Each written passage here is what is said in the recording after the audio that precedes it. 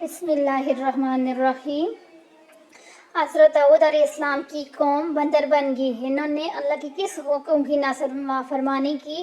حضرت داؤد علیہ السلام کی قوم کے 70,000 آدمی عقبہ کے پاس سمندر کے کنارے اہلیہ نامی گاؤں میں رہتے تھے، اور یہ لوگ بڑی فراخی اور خوشحالی کی زندگی بسر کرتے تھے۔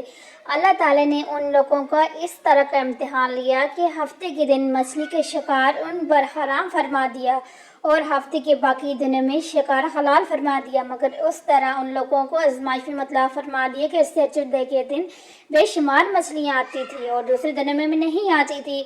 تو شیطان نے ان لوگوں کو یہ حل بتایا کہ سمندر سے کچھ نالیاں نکال کر خشکی میں چند حوض بنا لو، اور جب سیچردے کے دن ان نالیوں کے ذریعے مچھلیاں حوض میں آ جائیں تو نالیوں کو منہ بند کر دو، اور اس دن شکار نہ کرو بلکہ دوسرے دن آسانی کے ساتھ ان مچھلیوں کو پکڑ لو۔ ان لوگوں کو یہ شیطانی حل بازی پسند آئی، اور ان لوگوں نے یہ نہیں سوچا کہ جب مچھلیاں نالیوں اور حوضوں میں قید ہو کر گی تو یہ ان کا شکار ہو گیا، تو سیچردے کے دن شکار کرنا پایا گیا جو ان کے لیے حرام تھا۔ اس موقع پر ان یہودیوں کے 3 گروہ ہو گئے۔ کچھ لوگ ایسے تھے جو شکار کے اس شیطانی حل سے منع کرتے رہے اور ناراض و بیزار ہو کر شکار سے باز رہے، اور کچھ لوگ اس کام کو دل سے برا جان کر خاموش رہے، دوسروں کو منع نہ کرتے تھے بلکہ منع کرنے والوں سے یہ کہتے تھے کہ تم لوگ ایسی قوم کو کیوں نصیحت کرتے ہیں جنہیں اللہ تعالیٰ ہلاک کرنے والا ہے یا سخت سزا دینے والا ہے۔ اور کچھ وہ سرکش و نافرمان لوگ تھے جنہوں نے حکم خداوندی کے اعلانیہ مخالفت کی اور شیطان کی حل بازی کو مان کر سیچر کے دن شکار کر لیا اور ان مچھلیوں کو کھایا اور بیچا بھی۔